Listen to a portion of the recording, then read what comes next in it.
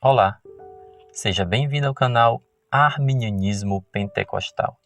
Eu me chamo César e hoje falarei de como o arminianismo entende os efeitos da morte de Cristo sobre a humanidade, a chamada expiação na cruz.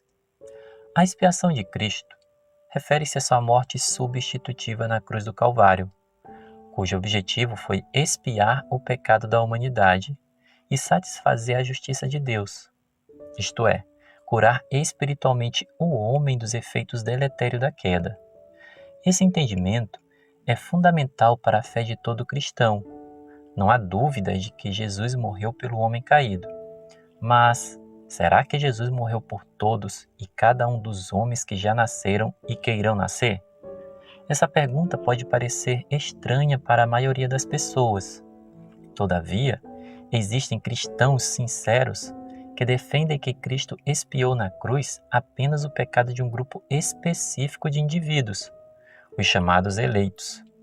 Esse entendimento é conhecido por expiação limitada, ou expiação definida, ou ainda redenção particular. O arminianismo tem um entendimento diferente. Os arminianos defendem a expiação ilimitada, ou redenção universal. Não confunda redenção universal com universalismo. O universalismo é uma heresia que prega que toda a humanidade será salva automaticamente. Já a expiação ilimitada ensina que Jesus proporcionou a salvação por meio da sua morte na cruz a todos os seres humanos. No entanto, os efeitos espirituais deste sacrifício expiatório são aplicados apenas aos que, por meio da fé, vierem a crer em Jesus.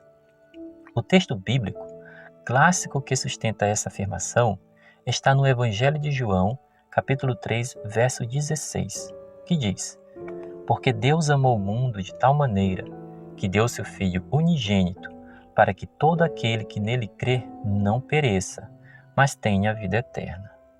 Para expressar melhor o conceito de expiação ilimitada, imagine a seguinte analogia. Um determinado homem contraiu uma dívida, que por mais que ele trabalhe, jamais conseguirá quitá-la. Em um certo dia, uma determinada pessoa, conhecedora da sua dívida, o procura e entrega para ele um cartão e uma senha de uma conta bancária aberta em seu nome, com a quantia exata para ele quitar o seu débito.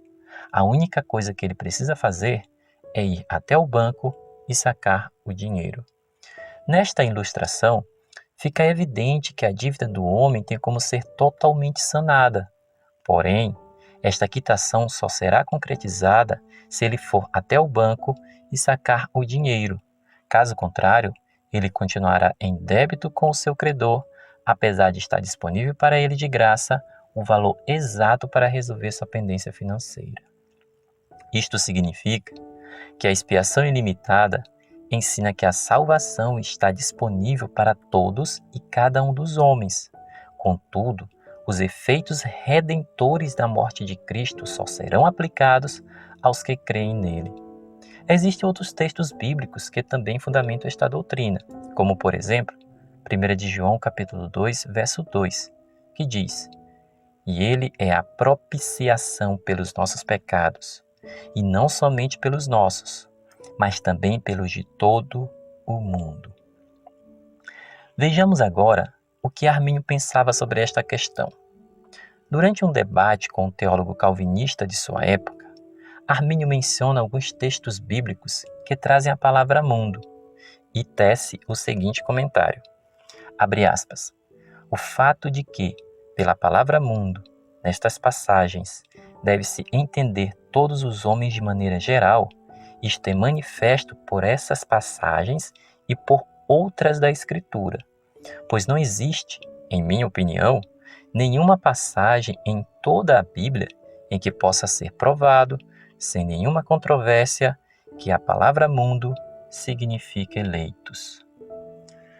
No mesmo documento, Arminio arremata sua compreensão acerca da morte expiatória de Cristo, dando ênfase na graça de Deus com a seguinte frase, abre aspas, as Escrituras dizem, de maneira extremamente clara e em muitas passagens, que Cristo morreu por todos, pela vida do mundo, e isso pela ordem e pela graça de Deus Pai. Os remonstrantes também deixaram claro que compartilhava do entendimento de Armínio acerca da morte de Cristo. Eles escreveram no artigo 2 da remonstrância o seguinte: Jesus Cristo, o Salvador do mundo, morreu por todos e cada um dos homens, de modo que obteve para todos, por sua morte, reconciliação e remissão dos pecados. Contudo, de tal modo que ninguém é participante desta remissão, senão os crentes. Para concluir, vejamos um resumo do pastor Carlos Augusto Vailate, feito em seu livro chamado A Expiação Ilimitada, onde ele resume neste livro a perspectiva arminiana em 8 pontos da seguinte forma.